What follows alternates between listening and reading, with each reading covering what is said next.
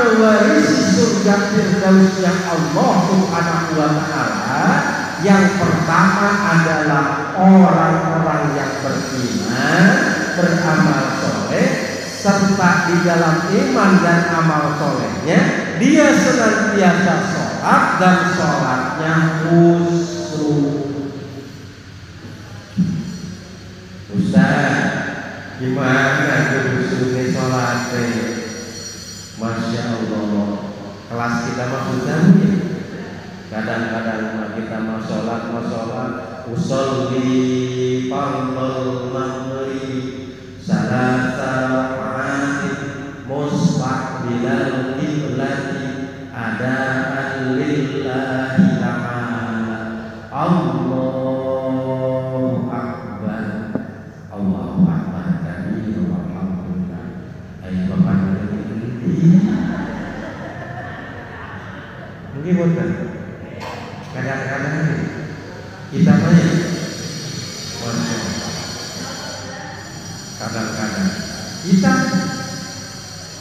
lalu Ustaz bagaimana ke sholat khusyuknya itu? Pusatkan pikiran kita, bukan tidak mengingat apa-apa, tapi jangan diingat. Itu khusyuk, hudurul qalb, hadirkan hati kita. Itu adalah sholatnya khusyuk.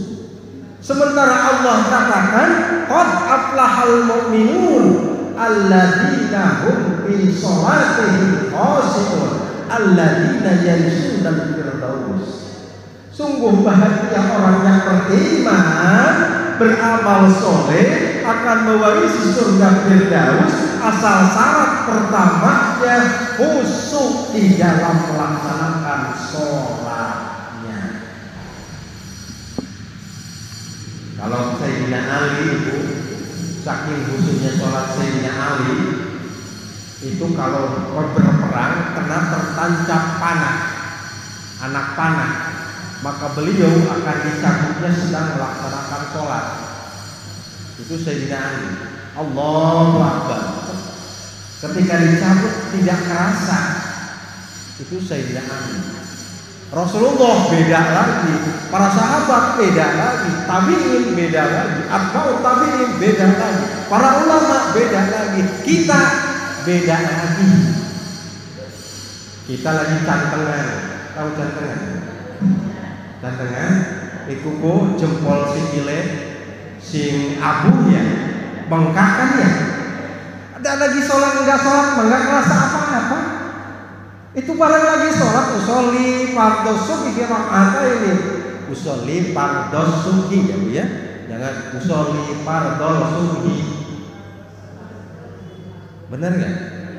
Tapi usolli fardhu subhi. Kenapa usolli fardhu? Kan alif lam menghadap ke shad. Jadi masuk ke shadnya. Ada lagi usolli fardhu asri al. Hati-hati ya, iya kadang-kadang mah kelibet. Kembali lagi ke jempol jantengan. Iya. Dan lagi enggak sholat enggak kerasa. Kita nanya, barang lagi sholat Allahu Akbar. Bismillahirrahmanirrahim. Nun, nyut.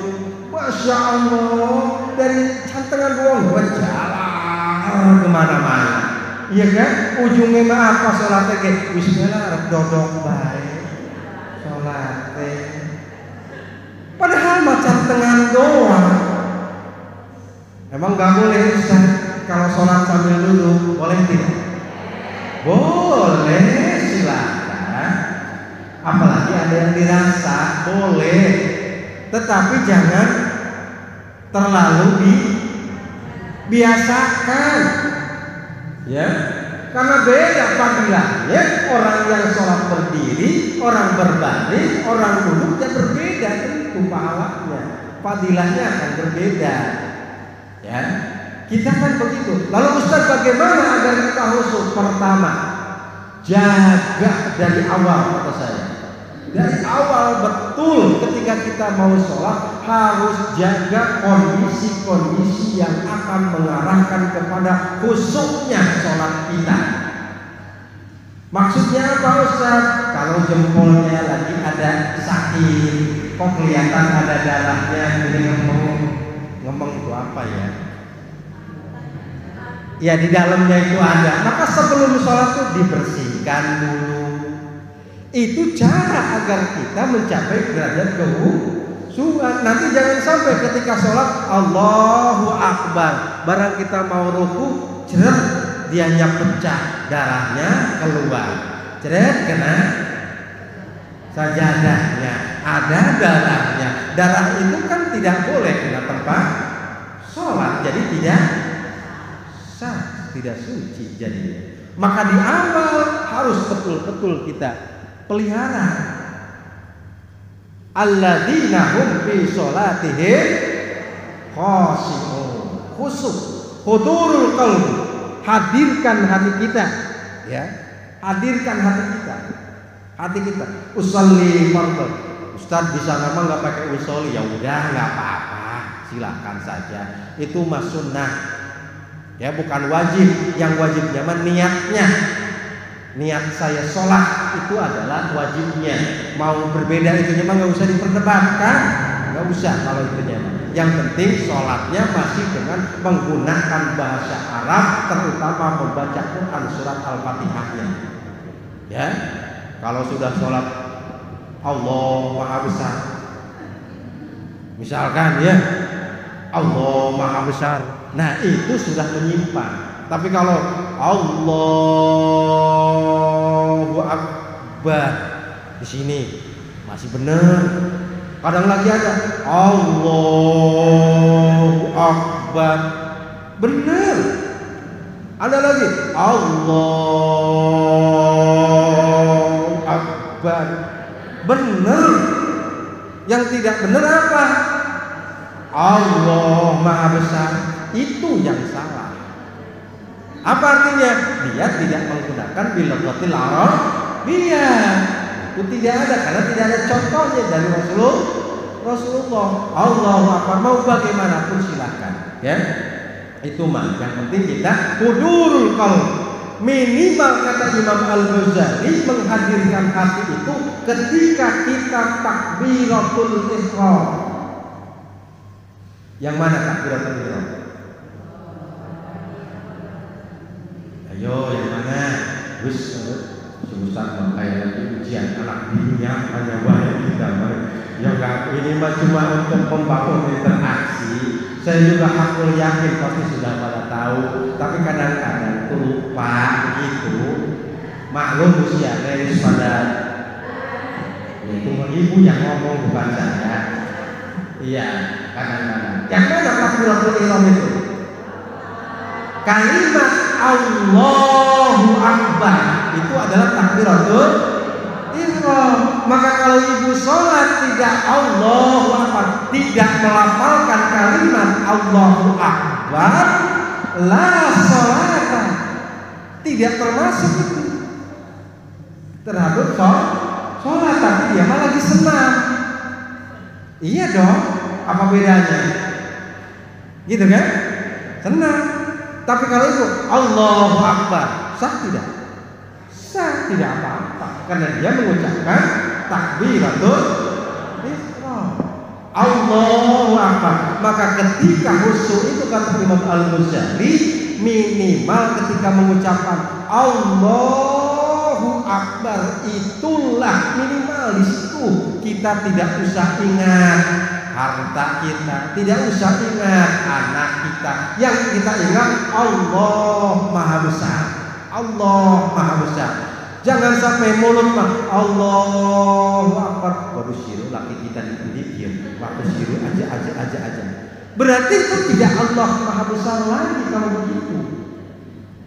Pusatkan minimal di situ ketika kita takbiratul ihram. Karena itu merupakan rukun dari sholat. Rukun sholat ada berapa?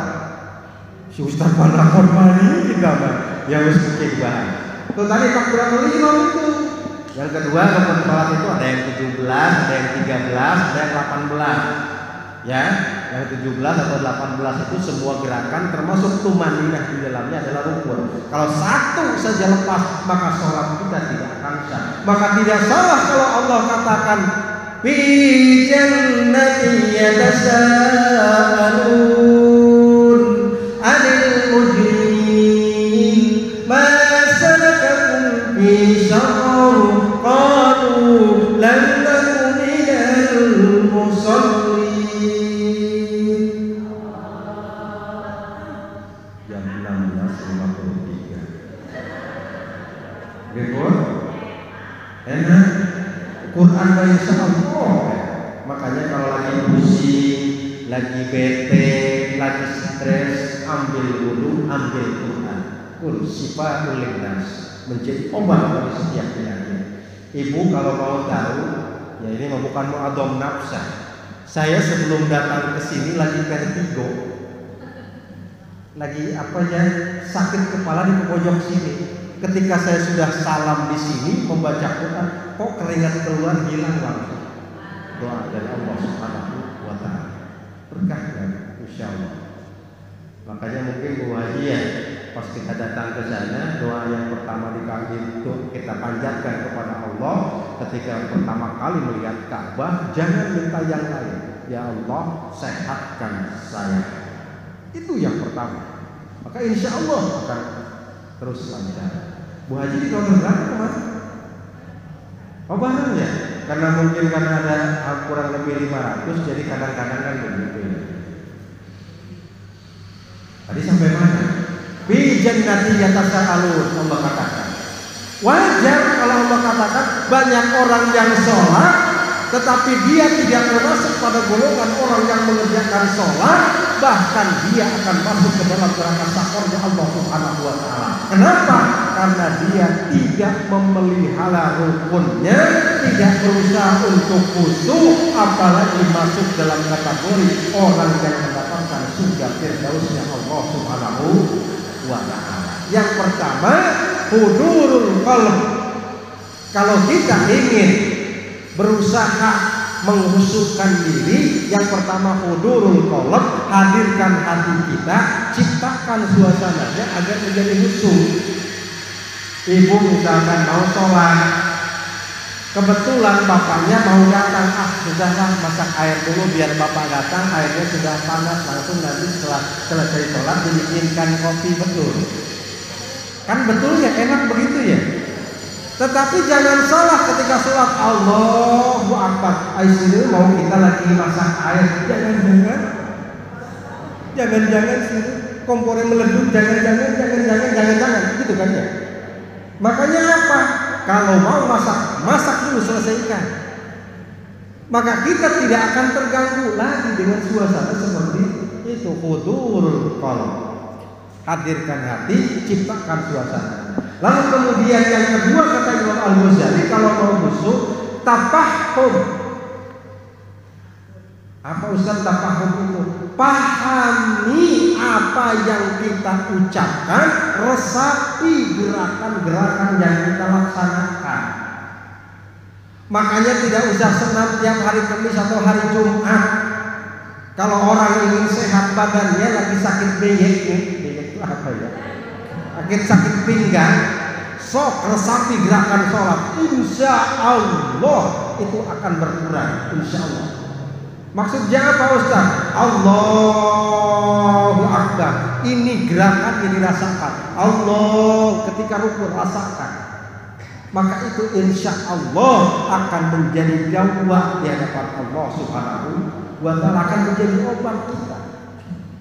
Apalagi kalau ibu-ibu insya Allah sholat meditasi, malam-malam bangunnya sudah jam 2 sholat, segala sudah sholat, dipelihara itu betul gerakannya, maka insya Allah akan menjadi terapan. Ini saya baca di bukunya Abu Sangkan, mencapai gerakan khusyuk di dalam sholat. Saya juga masih jauh, kita masih jauh, tetapi ini keterangannya begitu, maksudnya dia begitu.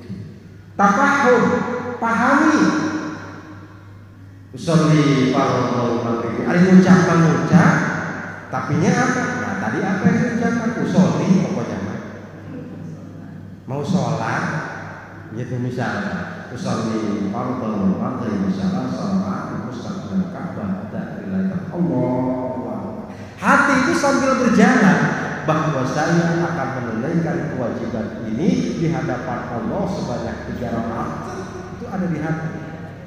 Allahu Akbar, Allahu Akbar, maka akan hilang semua. Allahu Akbar. Bacaan Bismillahirrahmanirrahim.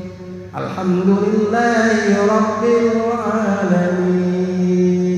Bacanya pun juga harus dihayati. Bismillahirrahmanirrahim. Alhamdulillahi Rabbil Alamin. Ar-Rahmanirrahim. Di sini maka akan susah untuk mencapai derajatnya. Tapi kalau kita Allahu Akbar kabira walhamdulillah diresapi di hati, maka insya Allah akan mendatangkan kehusuhan. Qad aflahal mu'minun alladzina hum fi sholatihim khashi'un. Yang pertama yang akan mewarisi surga firdausnya Allah itu adalah orang-orang yang khusyuk ketika dia mengerjakan sholatnya. Khusyuk itu sesuai dengan kemampuan kita.